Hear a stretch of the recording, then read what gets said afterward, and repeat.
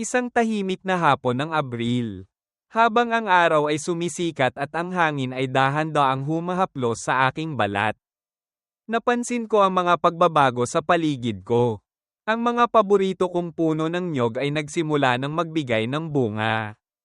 At ang mga ibon sa langit ay tila nagsasayaw ng kanilang pinakamagandang sayaw. Habang ako'y naglalakad sa ilalim ng mga puno, iniisip ko ang mga pagbabago sa aking buhay at sa buhay ng mga tao sa aking paligid. May mga pagkakataon sa buhay na nagiging maligaya tayo sa mga simpleng bagay, ngunit may mga pagkakataon din na ang ating mga mata ay napapaalis sa nakaraan. Naglalakbay patungo sa hinaharap, at naghahanap ng mga sagot sa mga katanungan ng buhay. Ang isa sa mga katanungang iyon ay, ano ba ang sikreto ng tagumpay at yaman? Ito ay tanong na paulit-ulit ko na ring itinatanong sa aking sarili. At sa bawat hakbang ko, nararamdaman ko na ang tugon ay nasa ating mga kamay. Ngunit sa isang paraang hindi natin kayang kontrolin. Habang ang iba ay nagsasabi na ang yaman at tagumpay ay nakasalalay sa sipag at tiyaga. May mga pagkakataon na may mga bagay na tila nakatadhana o may mga hindi nakikitang puwersa na nagtutulak sa atin patungo sa ating mga pangarap. Isa sa mga bagay na sa tingin ko ay mayroong ganitong uri ng puwersa ay ang mga numero. Hindi lang sila basta mga simbolo na nagsisilbing gabay sa ating mga buhay. Ang mga numero, sa ilang pagkakataon, ay may mga espesyal na kahulugan at kakayahang magdala sa atin ng swerte, oportunidad, at tagumpay. Ngayon, sa darating na Miyerkules, 2 ng Abril, 2025, may 6 na espesyal na numero na mangganguna sa atin. Mga numerong hindi lang basta mga digit, kundi mga gabay na magdadala sa atin ng mga bagong oportunidad sa larangan ng pinansyal na tagumpay at spiritual na kapayapaan. Ang mga numero ito ay magbibigay sa atin ng pagkakataon upang magbago, magtagumpay, at magpatuloy sa ating landas ng buhay. Tila baga sila ay nakatadhana upang magbigay ng mga mahahalagang mensahe sa ating mga buhay. Ang mga numerong ito ay may kahulugan na makakapagpabago ng ating pananaw at magdadala sa atin ng lakas ng loob upang simulan ang mga bagong proyekto. Magtamo ng mas maraming yaman. At magbigay ng mas maraming kabutihan sa iba. Ngayong araw, samahan ninyo ako sa isang paglalakbay upang tuklasin ang mga numero na ito at ang kanilang mga kahulugan. Ang bawat isa ay may malalim na mensahe na maaaring magbukas ng pinto ng pagkakataon para sa atin. Kung ating tatanggapin ang kanilang mga aral at magkakaroon tayo ng tamang pananaw sa ating buhay. Mga numero ng swerte at kanilang mga mensahe, ang mga hiwaga sa likod ng matematika at pag-unawa sa buhay. Numero 11, ang lihim ng pagkamalikhain at tagumpay na walang hanggan. Sino ang mag-aakala na ang isang simpleng numero ay mayroong malalim na kahulugan? Ang numero 11 na ay may kakaibang lakas. At hindi lang ito isang simbolo ng simpleng matematika. Sa espiritual na pananaw, ang 11 na ay nauugnay sa mga konsepto ng pagkamalikhain at positibong pananaw sa buhay. Hindi ito isang numerong basta-basta lang na ipinanganak sa ilalim ng sistema ng mga bilang. Sa halip, ito ay isang numero ng mga pagbabago at oportunidad, na nagsisilbing gabay sa mga aspeto ng ating buhay na nagiging sanhi ng tagumpay. Sa sandaling sumasalamin ka sa numerong ito, parang binubuksan nito ang isang bagong pinto ng posibilidad. Dito sa numero 11, makikita mo ang magagandang pagkakataon na lumilitaw mula sa mga malikhaing ideya na sumisibol sa ating isipan. Sa mundong puno ng mga pagsubok at pagdududa, si Carlos, isang batang negosyante, ay nahanap ang kanyang landas sa kabila ng mga hadlang na humadlang sa kanya. Simula sa isang simpleng ideya, nahanap niya ang kanyang tagumpay sa pamamagitan ng hindi matitinag na pananaw at lakas ng loob. Sa bawat hakbang, sa bawat ideya, siya ay patuloy na lumago. At siya ang naging patunay na ang ideya ay hindi lamang basta isang pagkakataon kundi isang paglalakbay na puno ng pagkatuto, Hindi sapat ang sipag at lakas ng katawan para magtagumpay. Kailangan mo ng pagkamalikhain. Kailangan mo ng mga bagong ideya. At pinakaimportante, kailangan mong magtiwala sa iyong sarili at sa iyong kakayahan. Ang numero 19 na ay nagpapaalala sa atin na kung maglalakbay tayo sa mundong ito ng may bukas na isipan, matutuklasan natin ang mga kaharian ng mga posibilidad na hindi pa natin naiisip. Numero 9, walang hanggang pag-unlad at pagyaman sa buhay. Ang numero 9 na ay hindi lamang isang digit sa isang sistema ng mga numero. Ito ay isang simbolo ng walang katapusang pag-unlad. Walang hanggan, ang simbolo ng infinity ay hindi lang isang hugis, kundi isang mensahe. Ipinapaalala nito sa atin na ang tagumpay ay hindi limitado sa ating mga natamo sa ngayon, kundi patuloy ito, tulad ng walang katapusang siklo ng buhay. Isipin mo ito, ang numero 9 na ay isang paalala na ang tagumpay ay hindi nasusukat sa mga materyal na bagay. Marami sa atin ang naghahangad ng mga bagay na akala natin magdadala ng kaligayahan, mga bahay, kotse, pera. Ngunit sa katotohanan, ang yaman ng isang tao ay hindi nakasalalay sa mga bagay na ito. Ang tunay na yaman ay ang kasiyahan na nararamdaman mo habang ginagawa ang iyong mga layunin sa buhay. Si Lena, isang guro na may malasakit sa mga bata, ay isang magandang halimbawa ng numero 9. Mula sa isang mahirap na pamilya, siya ay nagtagumpay hindi sa pamamagitan ng pagkakaroon ng maraming pera, kundi sa pamamagitan ng pagbibigay ng sarili upang matulungan ang mga bata na walang pagkakataon na makapag-aral. Sa kanyang paghihirap, nakapagtayo siya ng isang paaralan sa isang liblib na bayan. At ito ay naging daan upang magbukas ang maraming pagkakataon sa mga batang wala ng ibang pag-asa. Sa kanyang kwento, makikita natin na ang tunay na yaman ay hindi nasusukat sa materyal, kundi sa pag-aalaga sa iba, sa pagpapakita ng malasakit, at sa pagbibigay ng pagkakataon. Ang numero 9 na ay isang paalala na ang ating buhay ay isang paglalakbay ng walang katapusang paglago. Ito ay nagtuturo sa atin na ang mga pagkakataon ng tagumpay ay walang katapusan. Ngunit ito ay kailangan nating yakapin sa tamang paraan. Hindi dapat magpabeya sa pag-unlad at hindi tayo dapat mawalan ng pag-asa sa bawat pagsubok na dumarating. Numero 21, ang lakas ng intuition at pagtitiwala sa sarili. Marami sa atin ang natatakot magdesisyon. Madalas tayo ay nawawala sa ating mga plano dahil sa mga pagdududa o takot sa pagkatalo. Ngunit may isang numero na nagsasabing hindi mo kailangan mag-alala, ang numero 21. Itinuturo nito sa atin na sa bawat desisyon, may kasamang gabay. Sa bawat hakbang, may nakatago na pananaw na magiging daan patungo sa tagumpay.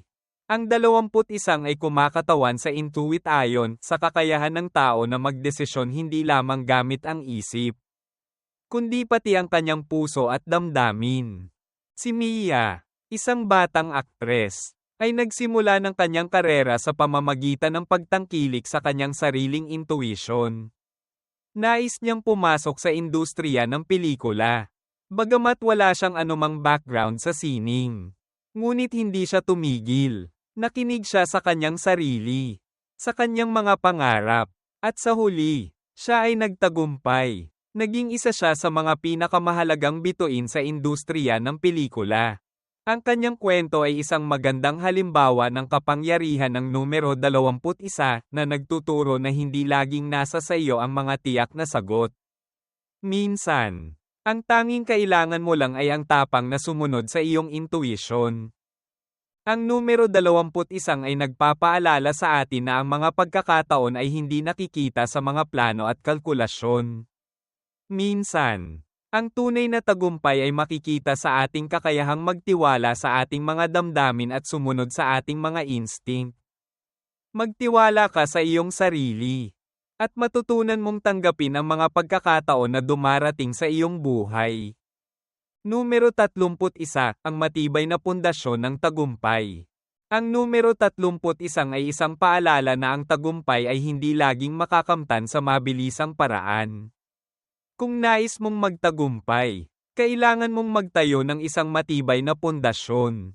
Ito ay hindi lamang isang numero kundi isang aral na nagsasaad ng kahalagahan ng pagtutok, disiplina, at paghahanda sa bawat hakbang.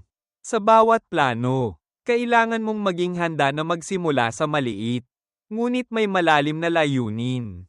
Si Victor, isang arkitekto, ay nagsimula sa simpleng proyekto ng pagpaplano ng isang maliit na bahay. Hindi siya nagmadali at hindi siya agad naghanap ng malaking proyekto. Sa bawat hakbang, nagsimula siya sa tamang pananaw. Nagplano, at tumaas ng tumaas ang kanyang reputasyon. Nang maglaon, ang kanyang pangalan ay naging tanyag sa industriya. Ang kanyang kwento ay nagpapakita na ang pagtagumpay ay hindi laging mabilis na darating. Kailangan mong magtayo ng tamang pundasyon at magsimula sa mga simpleng hakbang upang makarating sa pinakamataas na tuktok ng tagumpay. Ang hiwaga ng numero, pagtuklas sa bagong oportunidad. Sa kabuuan, ang mga numero na ito ay naglalaman ng mga hindi nakikitang mensahe at lakas. Ang kanilang mga aral ay nagdadala sa atin ng hindi lamang materyal na tagumpay, kundi pati na rin ng mas malalim na kahulugan sa ating buhay. Ang bawat numero ay nagsisilbing gabay na magdadala sa atin sa mga bagong mga posibilidad na nag-aanyaya sa atin na sumubok, magtulungan, at magpatuloy sa pag-abot ng ating mga pangarap. Ang mga numerong ito ay hindi lamang mga patakaran sa matematika, sila ay mga simbolo ng pag-asa, tagumpay, at mga oportunidad. Ang mga ito ay nagsasabi sa atin na kahit sa pinakamadilim na oras, ang ating buhay ay may mga hiwaga at mga pinto ng pagkakataon na hindi pa natin natutuklasan. At sa bawat numero, may mensahe na magdadala sa atin sa tagumpay na higit pa sa ating mga inaasahan. Conclusion, paglalakbay patungo sa kaayusan at pagsasakatuparan ng iyong mga pangarap.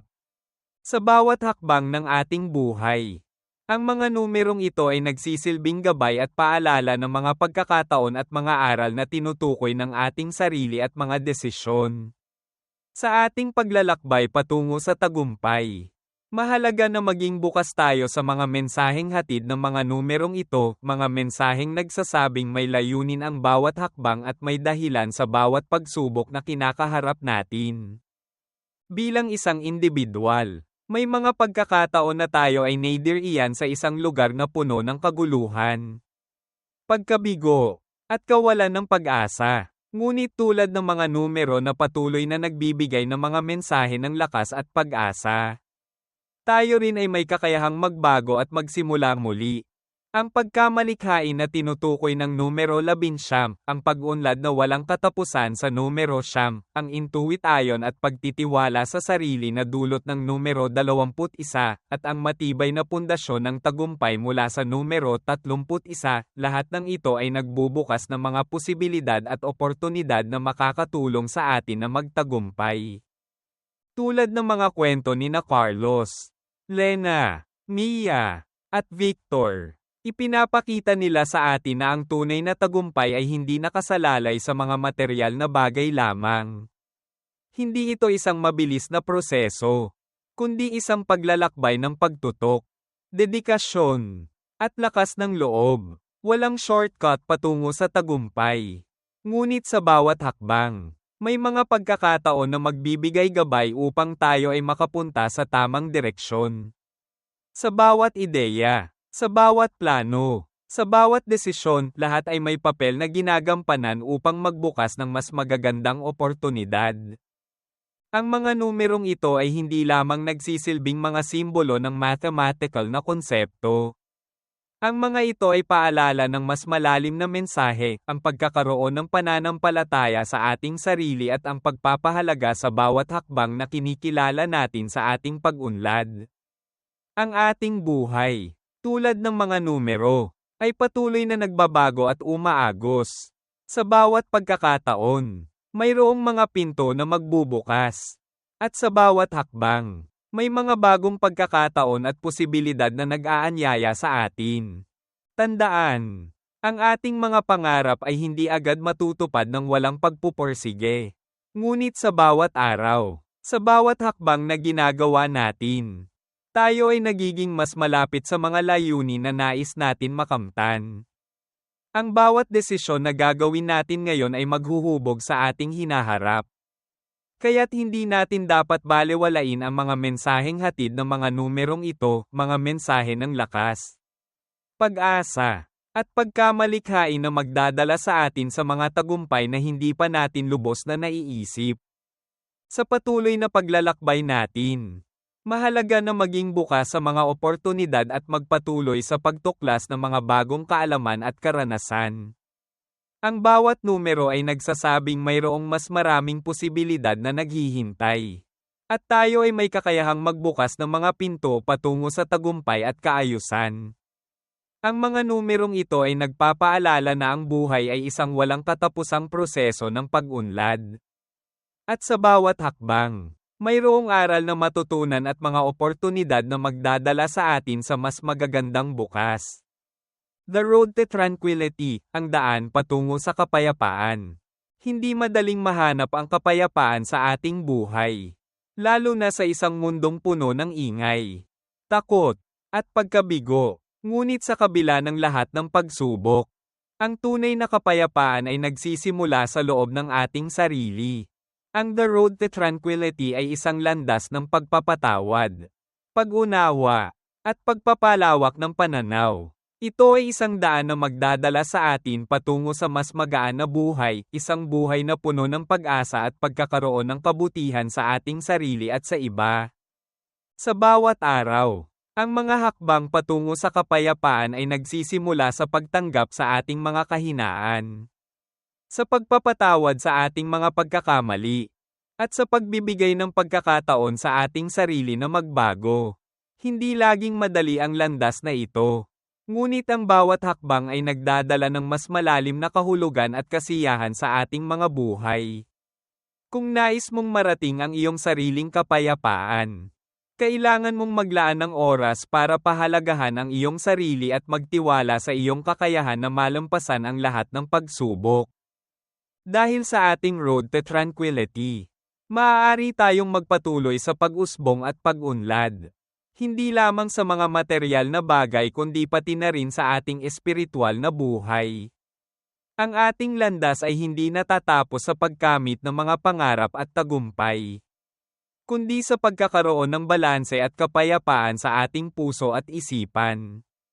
Ang ating tunay na tagumpay ay hindi lang nasusukat sa kung ano ang ating naabot, kundi sa kung paano natin pinapahalagahan ang ating sarili at pinapangalagaan ang ating kalusugan, mental, pisikal, at espiritual. Isang panawagan, sumama sa paglalakbay ng kapayapaan. Sa bawat hakbang na tayo ay gumagawa, hindi tayo nag-iisa. Ang The Road to Tranquility ay hindi lamang isang personal na paglalakbay. Ito ay isang komunidad ng mga tao na naghahangad ng mas magaan, mas makulay, at mas puno ng kasiyahan na buhay. Ito ay isang paglalakbay na nagsusulong ng pag-unawa, pagmamahal, at mga hakbang patungo sa kapayapaan. Kung nais mong magsimula ng isang mas magaan at mas masaya na buhay, ito ay isang paglalakbay na tiyak ay magdadala ng malaking pagbabago.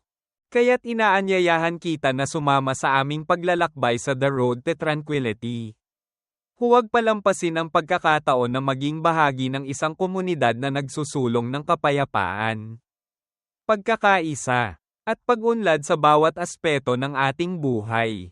Sa ating pagtutulungan, matututo tayong harapin ang mga hamon ng buhay at makamit ang mga pangarap na ating inaasam.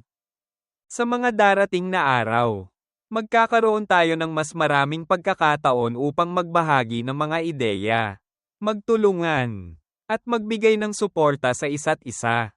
Ang bawat hakbang na ating gagawin ay magsusulong ng mas magaan na paglalakbay patungo sa isang mas maliwanag na bukas. Ang Road to Tranquility ay hindi lamang isang daan patungo sa kapayapaan. kundi isang daan patungo sa mas maganda at mas makulay na buhay para sa ating lahat. Samahan kami. Maglakbay tayo patungo sa kapayapaan, ang daan patungo sa kaayusan.